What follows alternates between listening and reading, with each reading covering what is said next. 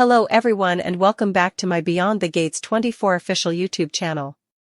I hope you guys are having a wonderful day. Before we start, please hit the subscribe button and give this video a thumbs up. Eva arrives with Nicole's laptop and a hard dupe of her speech for the award form. Nicole calls her a phenomenon and a benefit. Eva notes Nicole's jitteriness and she says she's nervous about the speech. Eva says she has reviewed it and has some ideas if it would help. They begin to work on the speech and Eva suggests Nicole talk about her hard times, if they've had any.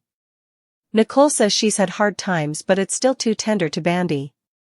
They talk about Ted and Nicole says he's enough indeed tempered but lies will make that man throw down. Just also, Andre arrives. Nicole introduces Eva to Andre but they note they know each other. Eva agrees to work on the speech and meet her at the sanitarium latterly. With that, Nicole and Andre exit. Left alone, Eva calls Leslie. She just wants to make sure everything is going according to plan. She promises her mama their plan will yield amazing tips. Andre arrives to find Ashley at the frontal office. He takes her picture which seems to pierce her. With that, he pulls out a frame with a bunch of filmland he took of her. Ashley is impressed and says they're stunning. Ashley answers the phone and must head out. Just also, Derek is wheeled in on a gurney easily having been injured in a fire. Ashley makes sure Derek is stable and asks Liam, a fellow firefighter, what happened. Liam says Derek went into the structure and the ceiling fell down on top of him. With that, he exits. Andre supports Ashley who's upset about her swain's condition. Ashley makes fun of him a bit. He says he's not a croaker, but has been through it with his parents' death. Just also, Andre says he needs to meet Nicole and he exits. Ashley sits by Derek's bedside as he wakes up. He wonders what happened and Ashley says the ceiling fell on his head which explains the headache. Derek begins to breathe heavy and also asks again what happened to him. He freaks out because he can't flash back anything. She asks him to limit gratuitous pitfalls and he promises to try to keep himself safe. Smitty arrives home as Martin snappily hangs up a call. As per usual, Martin continues being in burrow as he's learned his hubby continues to put out feelers for intelligencer job. Smitty loves Martin but has to do what's right for him. Martin gashes into him as their children walk in the door. Martin, Smitty, Tyrell, and Samantha take a seat. Smitty announces he'd like to go back to work. Samantha thinks it's not a big deal while Tyrell congratulates Daddy Smitty on his ambition. The kiddies defend Smitty and wonder why Daddy Martin is so crooked about him going back to work. Samantha notes how all her musketeers' parents work and their family is just like everyone additionals. Tyrell thinks Daddy Martin worries way too important about effects that don't matter presently. Martin says how people view them is more important than they suppose. Both children say Daddy Smitty has been around for them and now they're old enough to take care of themselves. They wonder why Daddy Smitty shouldn't be suitable to have a life the way they all do. Martin agrees to let Smitty take one assignment at a time. Smitty is thrilled with the concession and gives him a peck. Martin says the family he has is everything he ever pictured of and would walk through fire for them, with that they get lovable. Vanessa arrives and eyes Diego when Doug surprises her with an grasp from before. She wonders why he's in that good of a mood. Doug simply says he's feeling romantic for his sexy woman. Vanessa says she was upset about him, but Doug says he's now each good. Vanessa tells Doug she has vended 4 multi-million-dollar parcels this month. Just also, she gets a textbook and ignores it. She says she needs to get on with her drill and hopes her hubby's new station lasts. With that, she exits. After she leaves, Doug returns Randy's textbook and says he'll be at the summer house latterly. Randy asks Joey how he handles his guests. Joey prodigies if he has complaints but Randy is more interested in how he's suitable to read people so well. Joey says with gamesters he only needs to concentrate on how much they need to go. It makes him wonder if gambling is better than coitus. Randy says he wouldn't know as he hasn't been laid in quite a while as he's being picky. Joey says this is his point.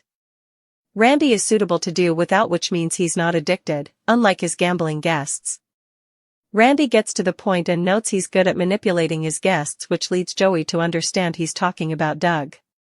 Joey makes no bones about saying he gives zero about Doug or any of his guests.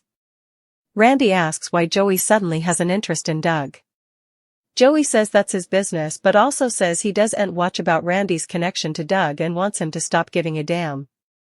Randy feels responsible for bringing Doug to his attention and no way allowed. He'd be this out of control. He's asking Joey not to hurt his friend. Joey says Doug is no use to him if Doug isn't alive and running, and is also done with the questions. He tells Randy if he wants to cover Doug, make sure he's in the summer house tonight. With that, he exits. Andre and Nicole walk in and bandy the shots he took at her yoga class. Just also, Ashley appears and Nicole asks about Derek. Eva arrives home and tells Leslie she's going to work on Nicole's speech. Leslie is kindly irked when Eva seems thrilled Nicole liked her ideas.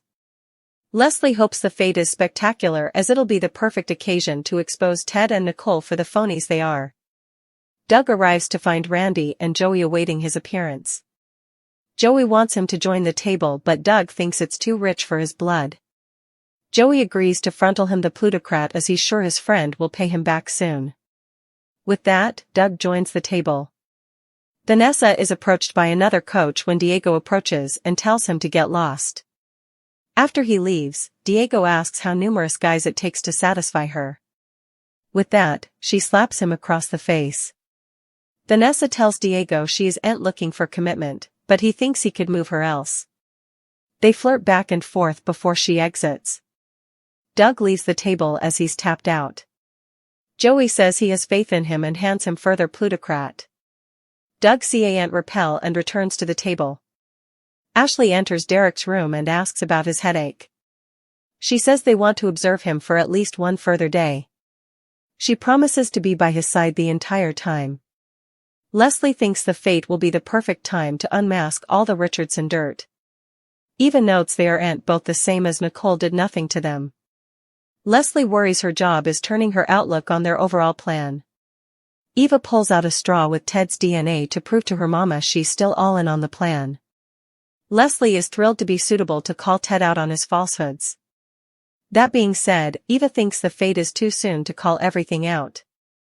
After she leaves the room, Leslie picks up the phone and calls in a favor.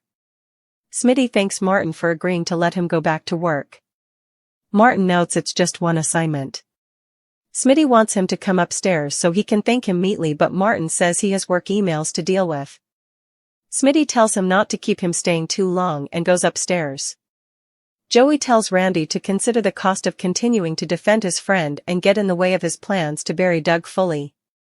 Martin has fallen asleep on the lounge and is in the middle of one of his night demons. Just also, Smitty, Tyrell and Samantha all arrive downward as they heard him yelling. Smitty sends the kiddies upstairs and asks Martin to come upstairs, saying they're fully safe.